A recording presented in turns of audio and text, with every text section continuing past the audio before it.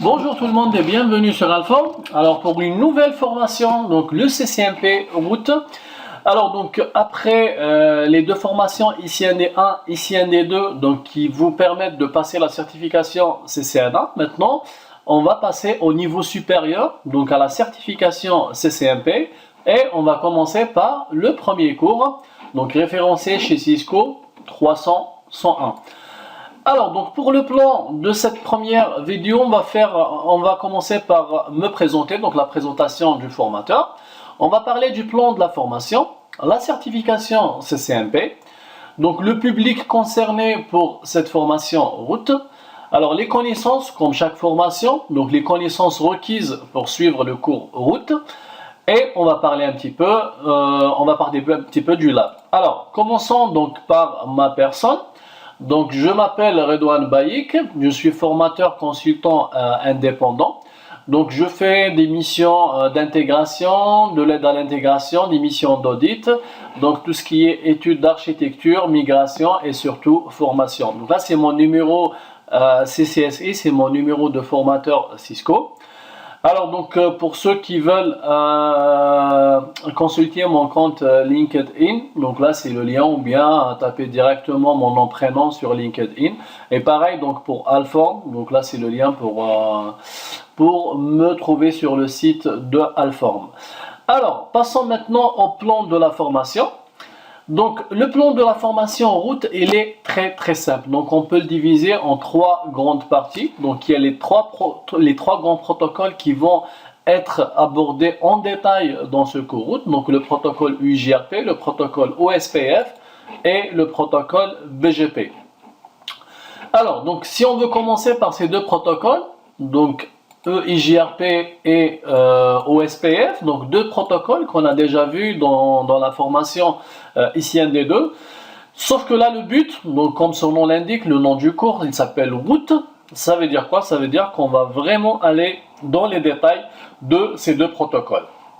Alors, les deux protocoles qu'on a déjà découverts, qui font partie de la famille des protocoles IGP, donc Interior Gateway Protocol. Alors, maintenant, la chose de plus qu'on va voir, à part les détails qu'on va voir après pour ces deux protocoles UJRP et OSPF, donc là, on va découvrir un nouveau protocole qui est utilisé côté provider. Après, des entreprises qui ont vraiment un nombre important de routeurs, on peut trouver ce protocole BGP, donc Border Gateway Protocol. Pareil, donc on va découvrir en détail. Donc il y a des parties théoriques et des parties pratiques. Ensuite, donc il y a une partie qui est très intéressante, donc la partie redistribution des routes. Donc comment redistribuer les routes à partir d'un protocole de routage vers un autre protocole de routage. Ensuite, on a aussi une partie de plus, donc ce qu'on appelle le path control. Donc là, c'est vraiment comment manipuler les routes en utilisant des outils qu'on va découvrir dans cette partie path control. Donc on va voir ce qu'on appelle les PBR, les PSLA et les offset list. Alors donc ça c'est le plan de la formation. Donc là c'est pour vous dire que les chapitres c'est plus simple que la formation ICND2, c'est vraiment de grands chapitres. Hein. Si on prend par exemple ici le UJRP, on a combien? On a 15 vidéos pour le UJRP, pareil pour l'OSPF, donc on a plusieurs vidéos. Et pour le BGP, pareil, donc on va voir après. Donc on a aussi une partie métrique du protocole BGP. Donc là aussi c'est une partie qui est très importante pour ce protocole. Alors entre parenthèses, juste pour vous dire qu'il y a un cours sur 5 jours officiel de Cisco qui parle que du protocole BGP. D'accord? Donc là, pour les gens qui veulent vraiment se spécialiser dans la partie provider, donc il y a un autre cursus côté provider. Et il y a un cours BGP de 5 jours, donc le cours officiel de Cisco. Alors maintenant on parle un petit peu de la certification CCNP. Donc CCNP qui veut dire quoi? Qui veut dire Cisco Certified Networking Professionnel, pardon, et pas protocole. Donc professionnel, donc là on revient à notre pyramide de Cisco. Alors donc là, on va passer d'un palier, donc on était au niveau CCNA avec les deux formations ICND1 et ICND2. Maintenant, on va passer à ce niveau, donc CCNP. Pourquoi Le X, c'est parce qu'il y a plusieurs spécialités, d'accord? Donc pour notre cas, c'est du CCNP. C'est le networking, donc c'est tout ce qui est switching et routage avancé, d'accord? Sachant qu'il y a d'autres spécialités, puisqu'on a parlé du BGP, donc il y a une spécialité CCIP, d'accord? C'est la partie provider. Ensuite, il y a le CCVP par exemple pour la téléphonie, pour la voix sur IP. Il y a le CCSP pour la sécurité. Donc là, c'est pour vous dire qu'il y a plusieurs pyramides et plusieurs spécialités. D'accord? Maintenant, qu'est-ce que c'est que la certification Cisco? On en a déjà parlé dans le cours à SIND2. Donc la certification, c'est un examen qu'il faut passer dans un centre d'examen agréé pour ce constructeur. Après, donc le but c'est quoi? C'est de prouver un niveau de compétence par rapport aux équipements de Cisco. Après, c'est valable aussi pour les autres constructeurs. Donc la certification, c'est pas spécifique à Cisco. Donc tous les constructeurs ont des certifications. Donc que signifie le fait de posséder la certification? Donc on vient de le dire. Ça prouve la compétence de l'ingénieur, ou bien si on va faire de l'ingénierie, ou bien de l'administrateur réseau, ou bien de la personne qui va faire du support, de la personne qui va faire de l'intégration. Donc tout ça, ça permet, donc la certification, ça permet de prouver un certain niveau de compétence. Alors, qu'est-ce que c'est que le CCNP maintenant? Puisque nous, on parle plus de cette certification CCNP. Donc le CCNP, pour avoir le CCNP, il faut passer 3 examens. Donc vous avez le choix de passer soit 3 examens, soit 2 examens. Donc si vous allez passer par la première solution, c'est-à-dire 3 examens, donc il faut passer l'examen route, donc l'examen pour cette formation. Après vous avez l'examen pour le cours switch et un 3e examen, le troubleshooting. Donc au final, pour avoir le CCNP, il faut passer les 3. Ou sinon, vous avez une option de passer le switching et le routage en un seul examen et le T-Shoot comme 2e examen pour avoir cette certification CCNP. Alors, les nouveautés pour la certification CCNP, et spécialement pour le cours route, c'est qu'on a plus, donc ils ont vraiment détaillé la partie UJRP et la partie OSPF. Donc ils ont éliminé quelques petites parties par rapport aux anciennes versions. Donc par exemple, tout ce qui est IPv6, tout ce qui est multicast, tout ça c'est des choses qu'ils ont enlevées de ce cours. Si on prend l'exemple du multicast par exemple, il était dans le cours routage avancé. Maintenant il y a un cours de 5 jours, ça parle que du multicast.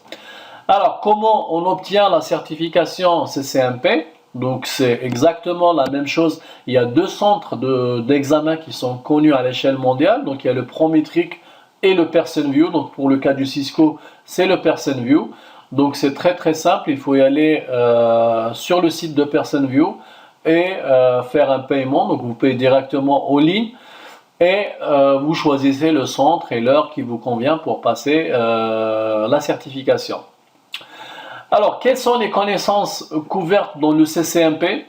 Donc là, on a vu le programme de la formation route, mais sinon, si on veut parler du CCNP en général, donc il y a le routage avancé, le switching avancé, plus un cours qui est très très intéressant, c'est le troubleshooting. Ça veut dire c'est des scénarios de switching et de routage qu'il faut résoudre. Donc là, c'est vraiment 90%, c'est de la pratique pour le cours troubleshooting.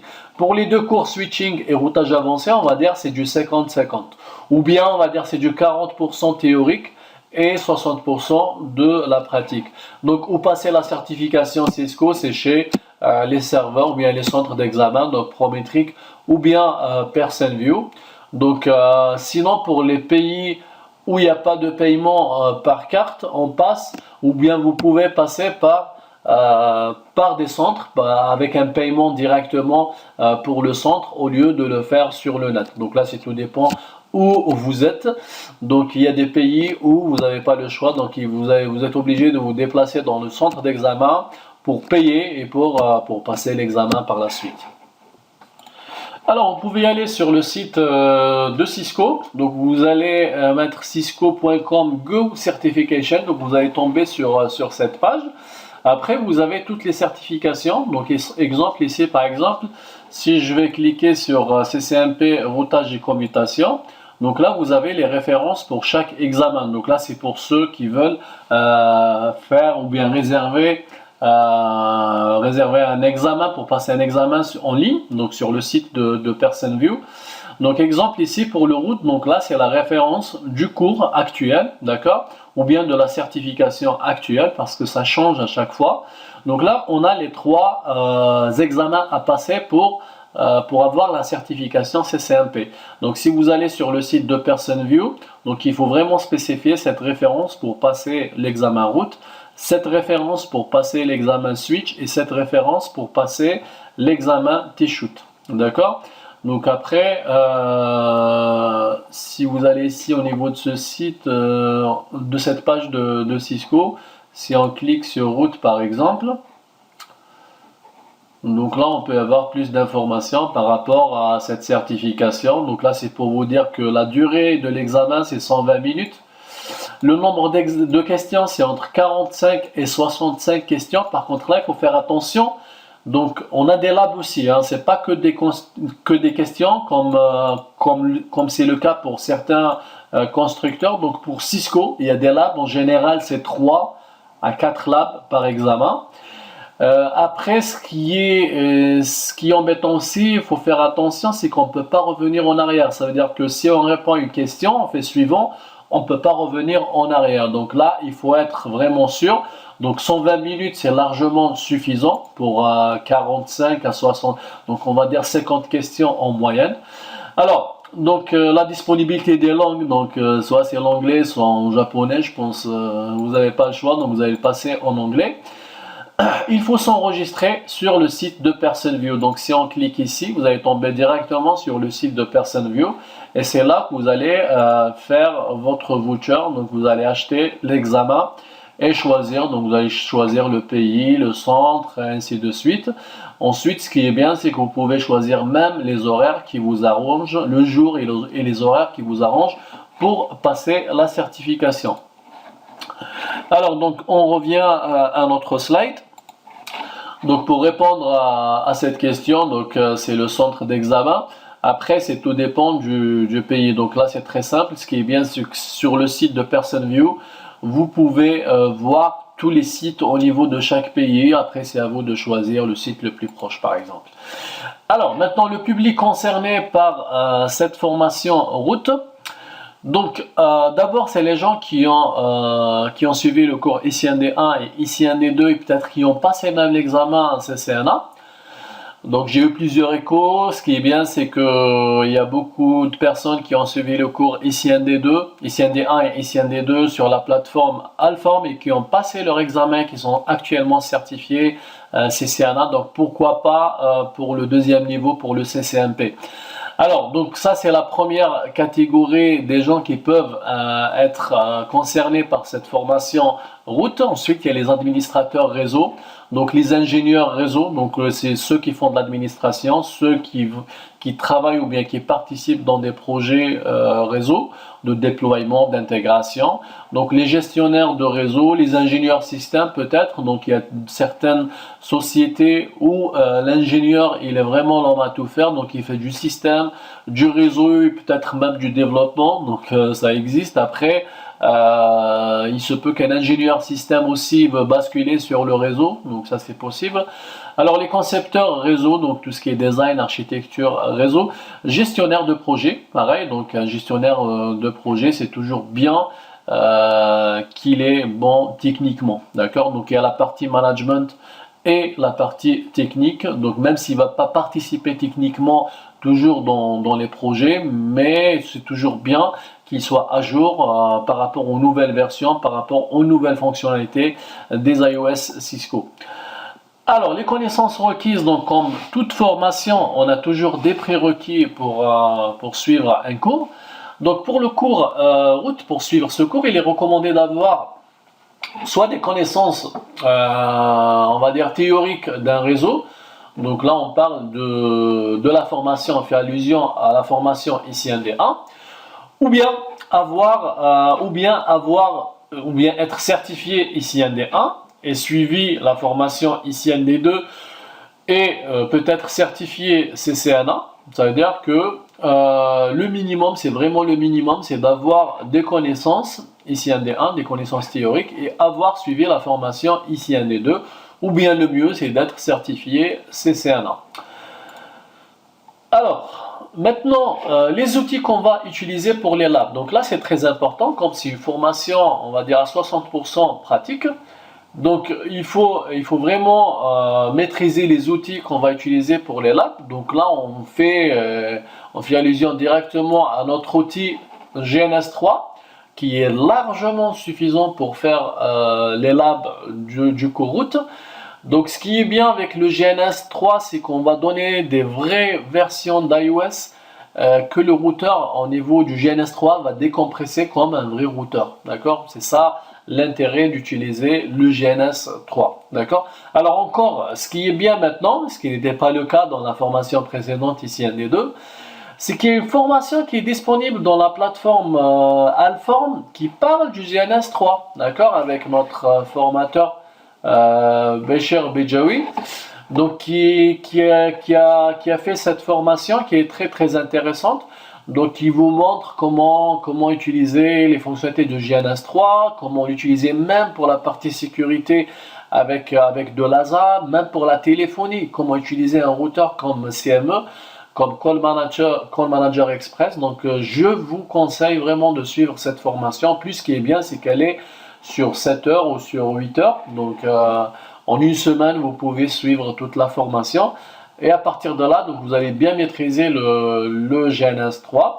Alors ce qui est bien aussi, c'est que j'ai vu certaines vidéos où ils vous montrent comment utiliser le switching ou comment utiliser les switches dans GNS3. Donc là, je vous conseille vraiment de suivre cette formation. Donc c'est l'outil qu'on va utiliser pour tous les labs, d'accord, de ce cours route. Alors maintenant, les liens utiles. Donc les liens utiles qui peuvent vous aider pour cette formation route. Donc là, vous allez trouver plein de documentation par rapport au routage switching. Donc ça, c'est un exemple de site. Après, vous avez un site aussi qui est très très intéressant. Donc je me suis beaucoup inspiré de ce site. Alors ça, c'est pour ceux qui veulent passer l'examen CCNA, CCNP, d'accord, ou bien même les autres examens, donc NEFTUT. Là, c'est très très intéressant comme site. Donc ce qui est bien, c'est qu'il y a des questions et des réponses par rapport à ces questions.